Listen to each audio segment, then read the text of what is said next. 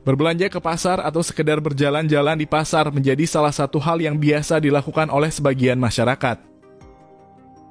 Tapi berbeda dengan negara Vietnam. Di sini terdapat pasar cinta atau pasar biro jodoh. Di Vietnam itu sendiri ada yang disebut dengan love market atau pasar cinta. Kenapa bisa disebut pasar cinta? Sebenarnya apa yang orang-orang lakukan di sana? Pasar cinta sapa atau dikenal juga dengan Chava Love Market ini merupakan tradisi unik yang sangat legendaris di Vietnam. Pasar ini cuma ada setahun sekali, tepatnya di hari ke-27 di bulan 3 menurut kalender Cina.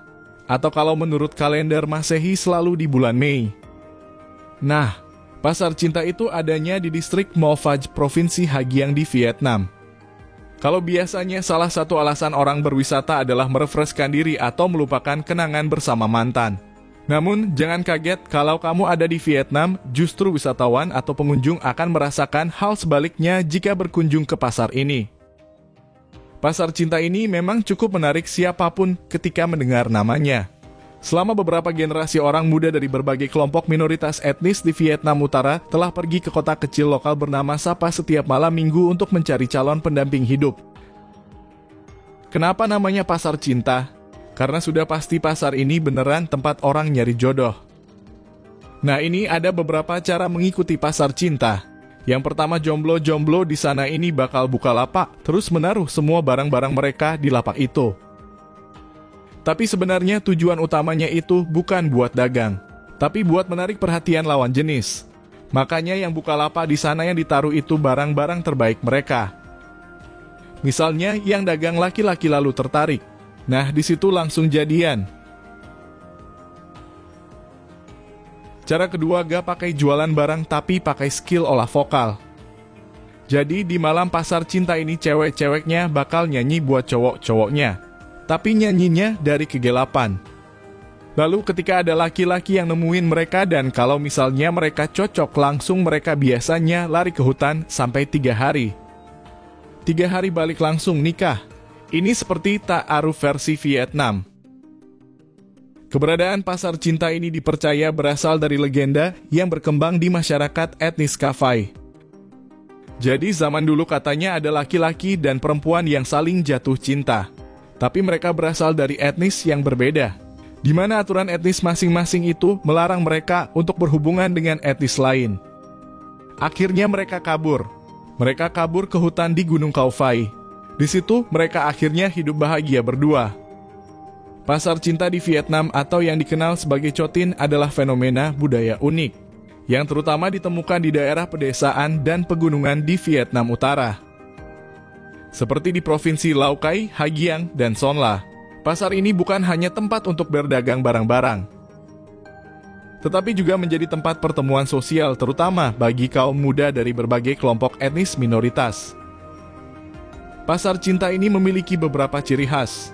Pertemuan sosial dan budaya pasar cinta sering diadakan pada hari-hari tertentu dalam seminggu atau bulan, dan menjadi kesempatan bagi orang-orang dari desa yang berbeda untuk berkumpul kaum muda dari kelompok etnis.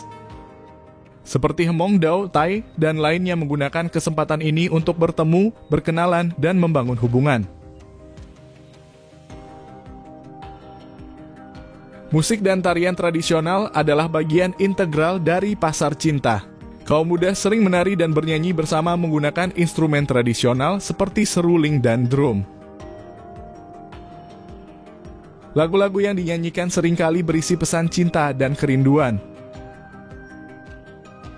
Pakaian tradisional peserta pasar biasanya mengenakan pakaian tradisional yang cerah dan indah yang mencerminkan identitas budaya mereka. Pakaian ini sering dihiasi dengan sulaman tangan dan perhiasan perak. Pertukaran barang selain aspek sosial, pasar cinta juga merupakan tempat untuk berdagang. Orang-orang menjual hasil pertanian, kerajinan tangan, dan barang-barang kebutuhan sehari-hari. Barang-barang yang diperdagangkan seringkali dibuat secara tradisional dan memiliki nilai budaya yang tinggi. Ritual dan kepercayaan beberapa pasar cinta memiliki ritual khusus yang diyakini dapat membawa keberuntungan. Dalam tahun-tahun belakangan ini, Sapa jadi destinasi turis sangat populer dengan pelancong asing dan Vietnam berbondong-bondong ke kota indah tersebut. dan terkenal karena lahan sawah dan pemandangan yang memukau. Sapa adalah daya tarik utama Provinsi Lao Cai, yang menerima 1,2 juta turis dalam 2013, naik dari hanya 360.000 wisatawan pada 2003 menurut data resmi. Arus masuk turis itu tentu mendatangkan yang memberikan kesejahteraan dan menopang pembangunan. Namun kehadiran wisatawan juga menimbulkan pengaruh negatif pada adat istiadat dan tradisi setempat. Meskipun pasar cinta di Vietnam Cho Tin menawarkan pengalaman budaya yang unik dan menarik, ada beberapa sisi gelap atau tantangan yang perlu diperhatikan. Fenomena ini tidak selalu romantis seperti yang sering digambarkan, terutama dengan meningkatnya pengaruh modernisasi, pariwisata, dan perubahan sosial. Eksploitasi budaya untuk pariwisata, beberapa pasar cinta terutama yang populer seperti di Sapa telah menjadi sangat komersial.